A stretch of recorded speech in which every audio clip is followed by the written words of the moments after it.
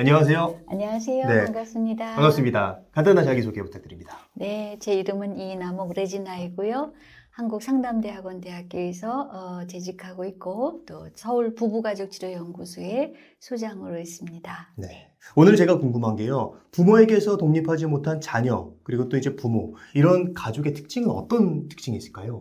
성인이 된 상태에서의 상처를 보면 어떤 부모들은 너무나 과하게 자녀한테 의존하는 부모들도 있어요. 나 아무것도 못하니까 모든 건 얘네들이 해줘. 네, 뭐 소소한 일상적인 일 처리부터 은행 일, 뭐 이런 일 처리부터 시작해서 또 경제적인 것도 이제 자녀가 다 뭔가 책임져 주길 바라고 부모가 자녀가 된 듯한 형태의 그런 부모들도 계시고 또 정반대로 자녀가 성인이 됐는데도 불구하고 어린아이 다루듯이 뭐 이래라 저래라 네가 하는 게 참 탐탁지 않다 이렇게 해야라 이런 식으로 해서 관여하는 경우 이것도 두 개 다 상처가 된다는 거예요. 제가 경험했던 한 아주 그냥 부정적인 그 사례에서는 뭐가 있었냐면 부모가 시도 때도 없이 전화하는 거예요. 그러니까 어머니가 네. 늘 나 어떻게 해, 뭐해, 나 힘들어 이렇게 하는데 너무 그게 지겹고 힘들어서 어느 날 나 이 전화 안 받을 거야 하고 버텼어요. 네. 그래서 한 6시간 정도를 전화하시든지 말든지 외면을 했어요. 그럼 이제 엄마가 좀 독립적으로 본인이 알아서 하시려니 한번 기대를 해본 거죠. 그리고 집에 왔더니 그 어머니가 자살을 하셨어. 너무 기가 막힌 거죠. 예. 이런 게 굉장히 폭력적인 거예요. 그 사람은 어떻게 살아가겠어요? 그러니까 부모가 자녀한테 할 수 있는 굉장히 상처 주는 말이 아이가 어렸을 경우에는 너 엄마 말 안 들어? 엄마 갈 거야? 이런 얘기를 해요. 엄마 간다는 소리는 어린아이들한테는 죽음의 공포예요. 엄마 없이는 못 산다는 거 아이도 알거든요. 아주 인스팅티브하게. 성인이 된 상태에서 또 엄마들이 즐겨 쓰는 단어는 뭐가 있냐면 너 엄마 말 안 들어? 너 그럼 엄마 죽는 꼴 볼래? 이런 얘기를 하셔요. 부모로부터 잘 세포분열이 돼야 돼요, 자녀는. 예. 독립된 기체로서 멋지게 자기 인생을 항해할 수 있고 멋지게 자기가 뭘 원하는지 뭘 하고 싶은지를 찾아서 열심히 신나게 살아야 되는데 그러지 못하고 뒷덜미가 어딘가 딱 걸려있는 그런 형태가 되는 거죠. 그렇다면 제가 궁금한 게요. 그렇게 부모와의 어떤 융합이라고 할까요? 네. 그런 게 굉장히 심한 상태에서 그렇게 죽는다고 말을 하면은 빠져나오지 못할 것 같거든요. 그리고 또 하나는 제가 아는 지인인데 부모님이 돌아가시면 자기도 갈 것 같다고. 왜냐하면 네. 그만큼 많이 부모님한테 에너지를 투입하고 신경을 쓰고 있더라고요. 네.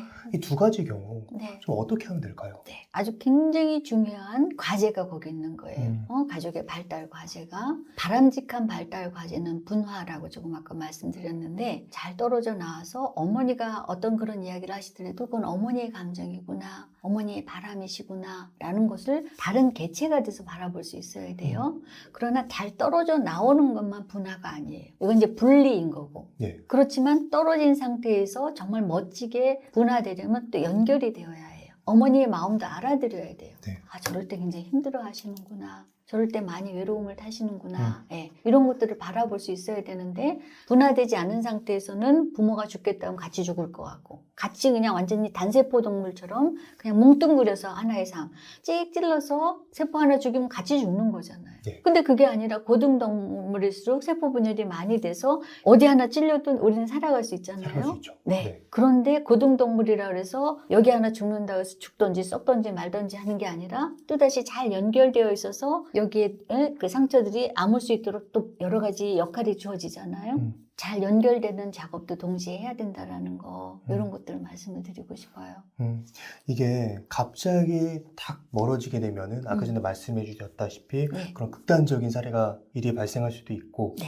머리로 날아도 이제 마음으로 잘 그렇게 떨어지는 게 쉽지 않을 것 같아요. 네. 그렇게 떨어지면서 연결될 수 있는 안전하게 멀어지는 혹시 방법이 있다면?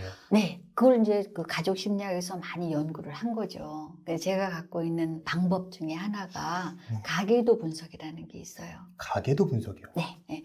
이 가계도 분석은 나와 부모와의 관계가 어떤가 뿐만 아니라 부모가 또 그들의 부모와 어떤 관계를 맺고 있는가를 다 굉장히 크게 보는 거예요. 3대 이상의 가계도를 보면 이 부모가 왜 이렇게 나한테 의존하시는지 자식의 삶을 이렇게 놔주지 못하는지 이런 것들을 알 수 있는 굉장히 여러 가지 정보들이 들어있어요. 우리가 부모 역할을 할 때 밑그림이 뭐냐면 내 부모가 나한테 어떻게 했는지 그게 밑그림이 돼서 어떤 거 좀 더 잘해보고 싶기도 하고 어떤 거 그냥 너무 자동적으로 그냥 그대로 답습이 되기도 하고 이런 것들을 가계도를 통해서 보면 훨씬 더 잘 파악할 수 있거든요. 예. 알고 나면 마음이 편안해져요. 아, 이런 흐름이 있었구나. 음. 이런 것들을 파악하게 되는 거고. 그래서 가족 심리학의 가장 추구하는 바는 뭐냐면 이런 것들을 제대로 본 다음에 여기로부터 적절한 거리감을 갖는 거. 그래서 독립된 나의 어떤 삶을 찾아갈 수 있도록 하는 거. 이런 것들이 추구가 되는 거죠. 예.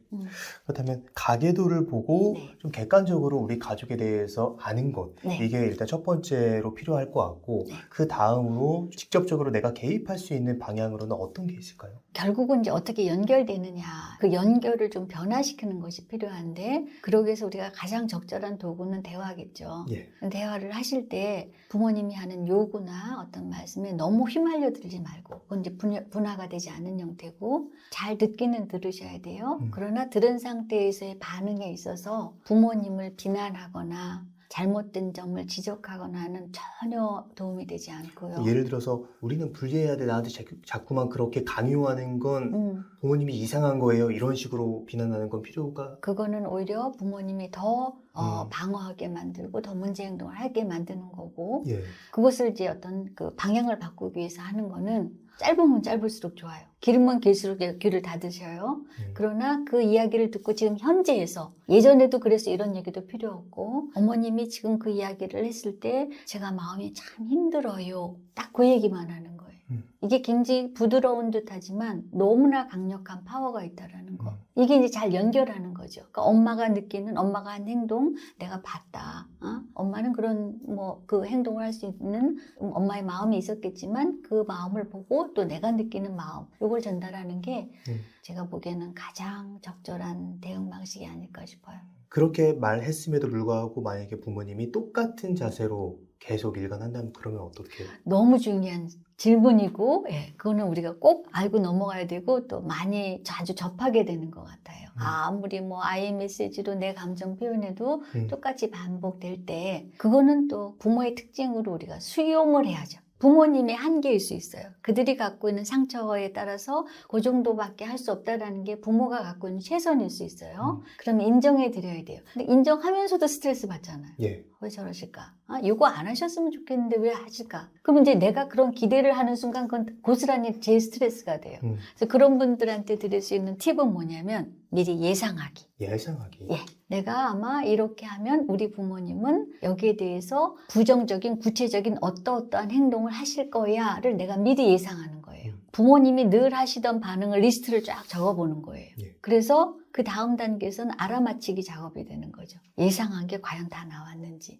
어떤 건 안 나왔는지. 그래서 나와의 게임이 돼버리는 거죠. 그럼 이렇게 하면 어떤 장점이 있냐면 부모와의 관계에서 내가 갈등에 휘말리지 않을 수 있어요.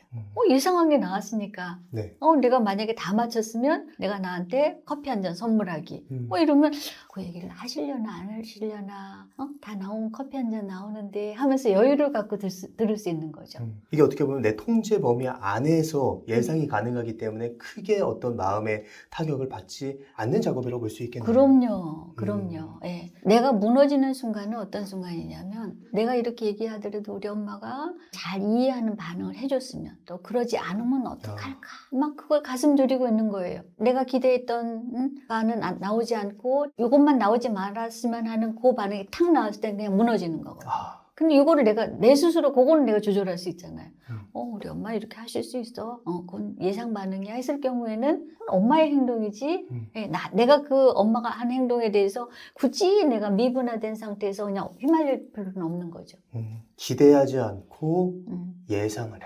네. 굉장히 중요한 방법이라고 생각이 드네요. 아까 전에 교수님께서 얘기해 주셨던 사례 중에서 6시간 동안 연락을 안 했는데 극단적인 선택을 하게 된 사례가 있잖아요. 네.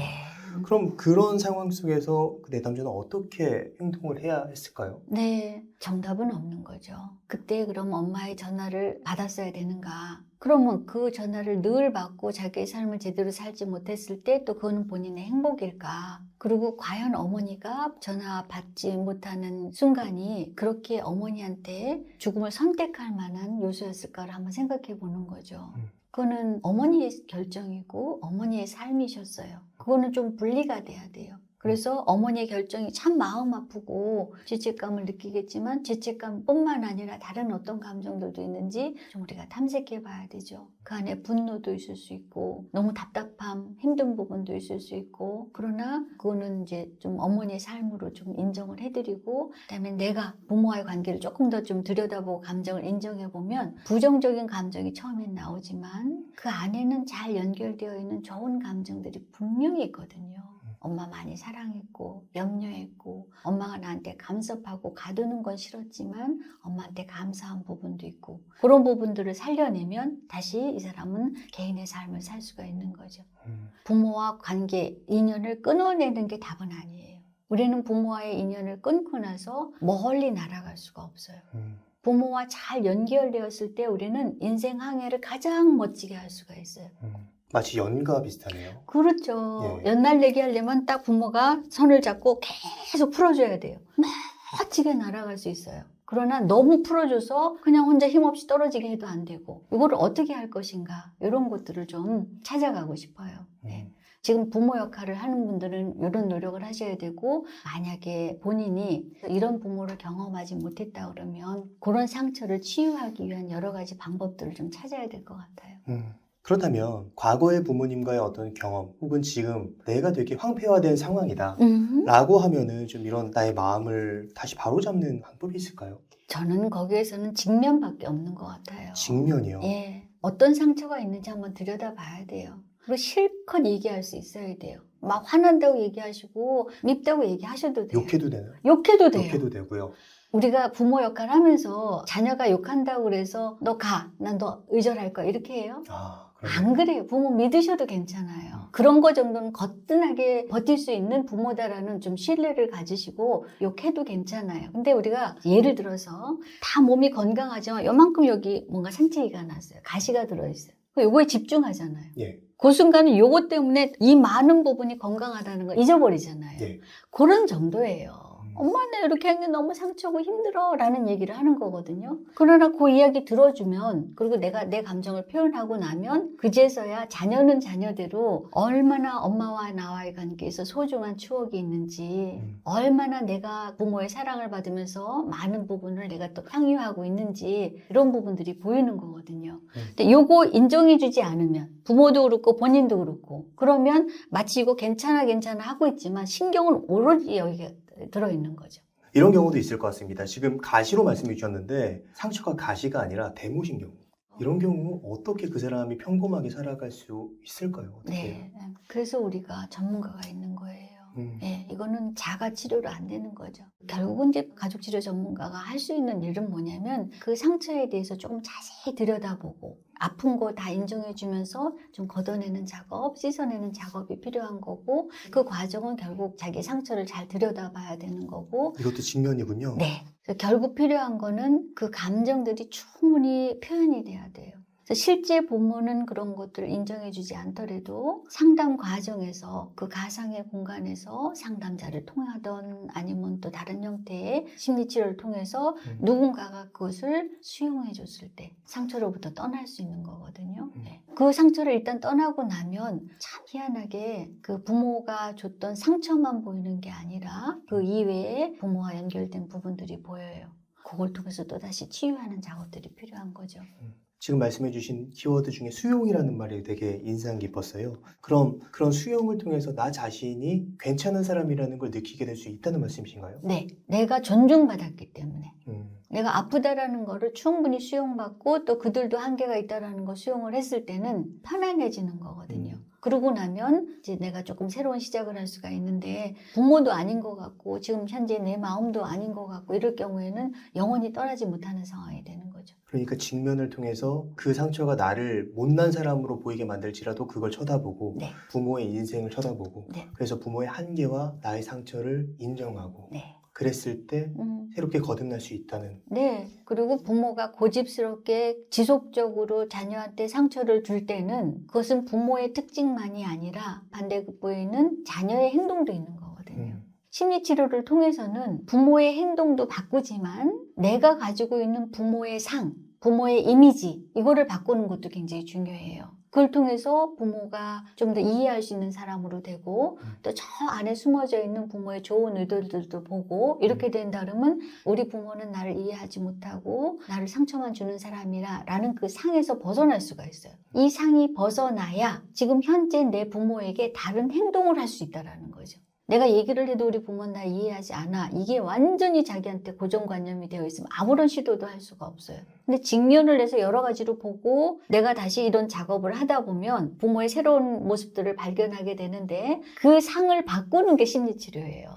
그래서 새로운 변화가 시작될 수 있도록 하는 거. 그래서 어떨 때 이제 예를 들어서 가족 관계에서 그런 어려움이 있어요. 부모가 잘해주시기는 잘해주시는데 자녀를 자기의 배우자화해서 너무 의존하는 경우가 많이 있어요. 남편은 당신의 마음대로 안 되니까 아버지는 그래서 자녀가 어머니의 배우자화 되어 있는 그런 경우가 있는데 그게 너무 버겁고 힘들어서 벗어나려고 해요. 그러나 그럴 때마다 이 아들은 죄책감을 느끼는 거죠.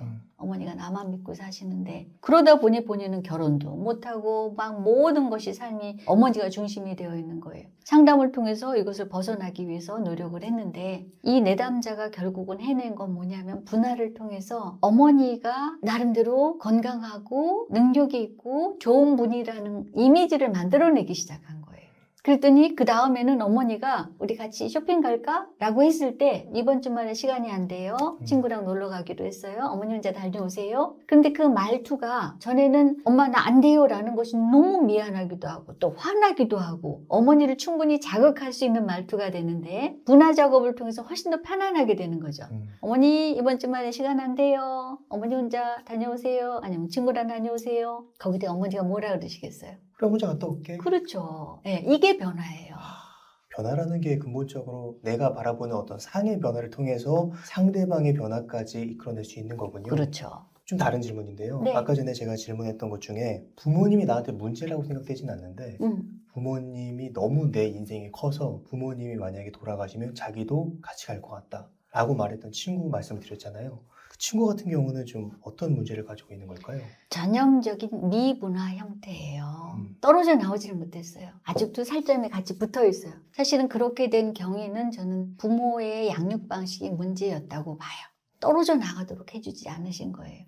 그냥 떨어져 나갈 때 잘하네 잘하네 학교 가니까 잘하고 왔네 군대 가니까 또 잘했네 혼자서 독립적으로 잘 살고 있네 이런 것들을 해줬어야만 이 자녀는 떨어져 나가는 거를 편안하게 하고 또 스스로 살아가는 부분에 대해서 자신감도 갖게 되는데 그럴 때마다 끌어오고 죄책감 심어주고 이러면 떨어져 나가지 못하는 거죠. 그렇다면 질문을 조금 바꿔서 부모에게서 진정으로 독립하는 방법. 독립하는 방법은 아까 말씀드린 것처럼 그냥 본인 이야기를 하세요. 엄마가 그렇게 하셨을 때 제가 너무 힘들어요. 이렇게 얘기하시는 게 가장 적절한 답변인데 이 과정이 좀 시간이 걸릴 거예요. 그거를 금방 수용해 주시지는 않을 거예요. 내가 너를 위해서 얼마나 희생적으로 그동안 해줬는데 어떻게 네가 나한테 그럴 수가 있느냐 하면서 자녀의 죄책감을 굉장히 많이 유발시키실 거예요. 근데 버티셔야 돼요. 어머니 저 이거 하기 싫어요. 어머님 그거 혼자 하실 수 있어요. 라는 이야기 하셔야 돼요. 그리고 당분간의 카오스는 버티셔야 돼요.